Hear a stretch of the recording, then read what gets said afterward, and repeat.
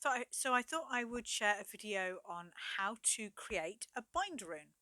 And this is my drum, the drum that I use for shamanic works when I'm not either chanting or using my gong. And as you can see, it is covered in a whole variety of different bind runes.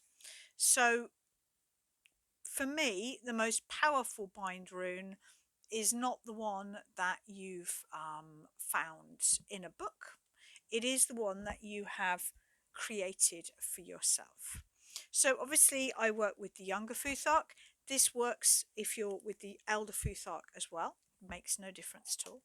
My first advice is to write the entire Futhark down, whether that's the Younger Futhark as here or the Elder Futhark. Next, I'm going to be quite generic here. I'll try a couple just to sort of give it some idea. Is to work out what your bind rune is for. So I'm going to share first of all a bind rune that was created for me a while ago. It was for protection. It was very specific. It was to do with a situation with my partner at the time, and it was very much associated with me seeing through the gaslighting. So it was about truth, and it was about empowering me as a mum to do the best things for my children.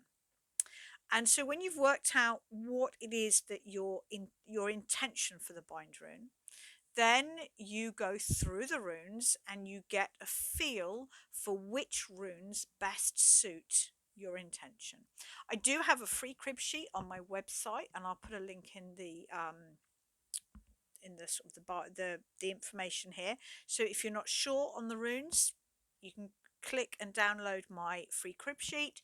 You can work with whatever information you have.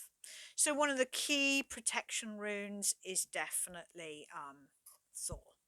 Great for protection. For truth, for seeing through the narcissism and the gaslighting, Tyr is always a good option. I would argue hell is as well, or the Rai rune, very much connected with truth and honesty and expressing the truth. Um, the fact that it was protection from my partner is neither here nor there, so I'm going to kind of cross that one out. And it was very much about empowering me as a mother, which for me, I mean, mum could be Jord, she is the Earth Mother, but much better, I think, is Frigg, wife of Odin and mother of Balder.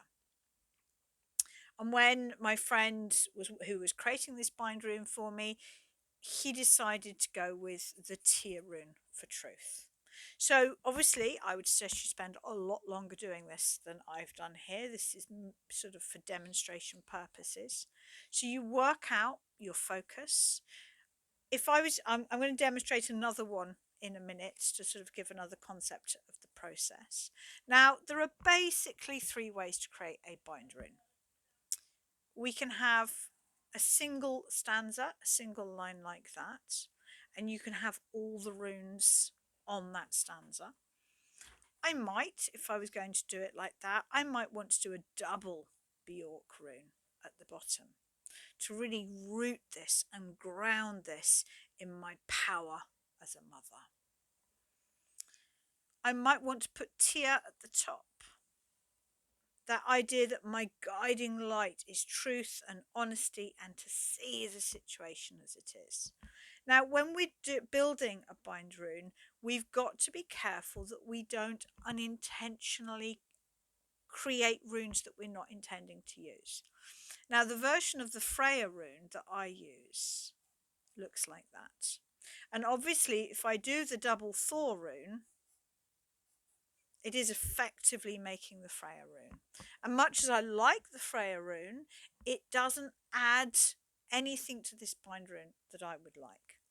So I would probably just put the one Thor rune. When I look at that, the fact that I've got the one Thor rune and the one Tyr rune and the double Bjork rune annoys me. Because this has to work aesthetically, it has to fit, it has to please.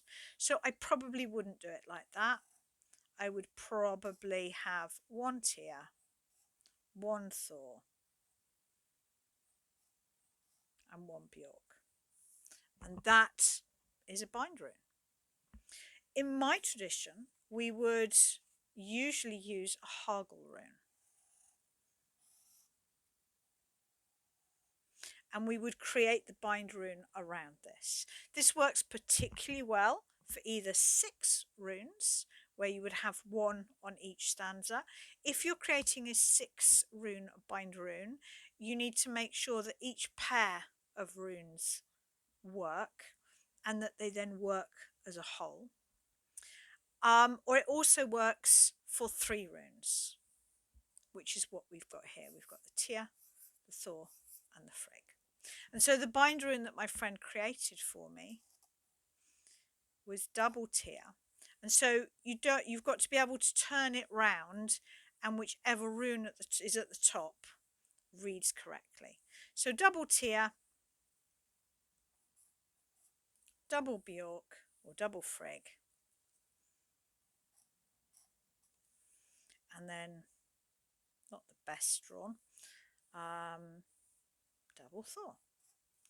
And so I really did use this bind-rune. I had it in pencil by my bed. I had it in my journal.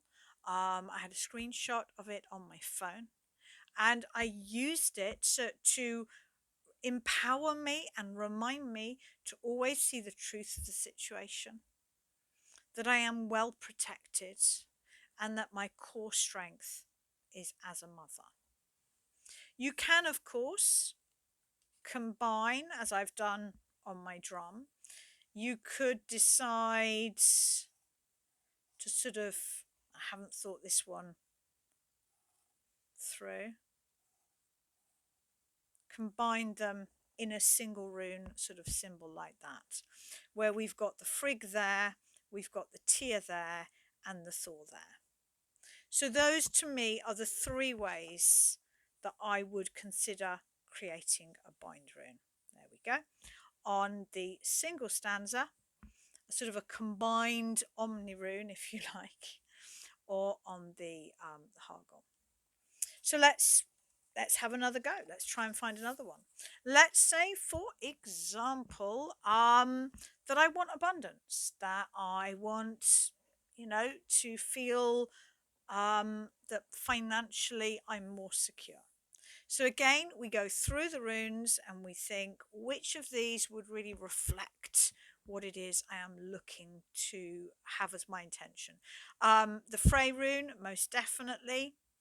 Frey, Fee, literally means movable wealth.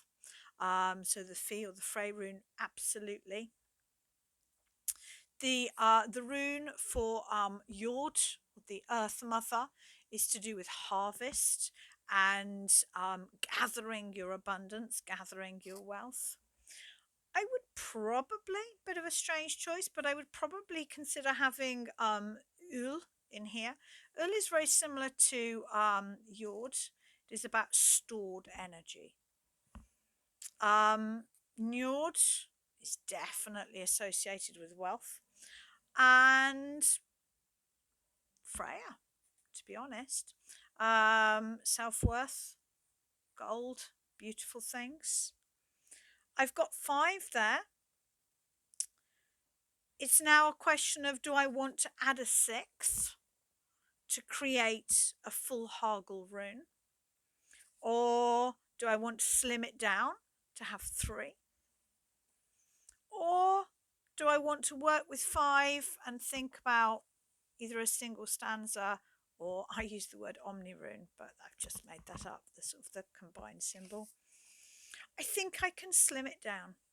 I'm definitely going to have the Fee rune in there. It literally means movable wealth. I'm definitely going to have Njord in there. He is about wealth, the wealth of the sea, the wealth of the ancestors. Really powerful rune. And I feel probably the best rune to balance that out is going to be Jord. Jord and Njord, they're the same word, but masculine and feminine. So we have sea, ocean, water. and we have the earth herself and harvest and abundance, and then we have Frey for movable wealth, if we like. So that's the 3 that I'm going to work with. And then let's just experience it. This is off the cuff. I haven't sort of planned this. If I was going to do a single stanza, I would probably have Frey at the top, that idea of reaching. Then I quite like how this rune comes across here for Yord. And then Njord down at the bottom.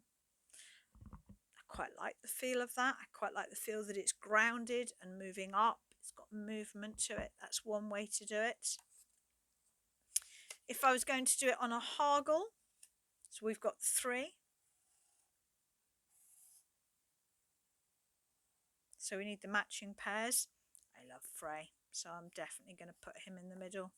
And it's definitely best to try it with a small bit of paper so you can keep turning it.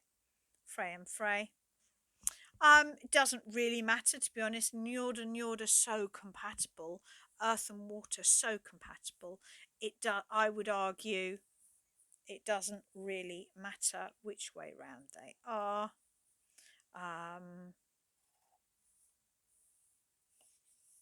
Turning the whole thing around. There we go. I think having Njord, it's too easily confused with the Norns, which is the direct not what I want, need, necessity, bondage, hard times. So in this occasion, I am less keen on the haggle rune. I would probably prefer to think about the single stanza. I quite like.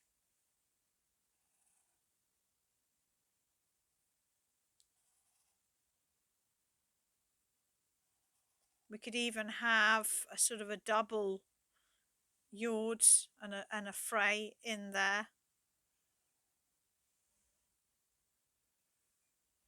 I don't want to put another line down here because that then would make this a rune for Odin. Nothing against Odin, but it's not the energy I'm using.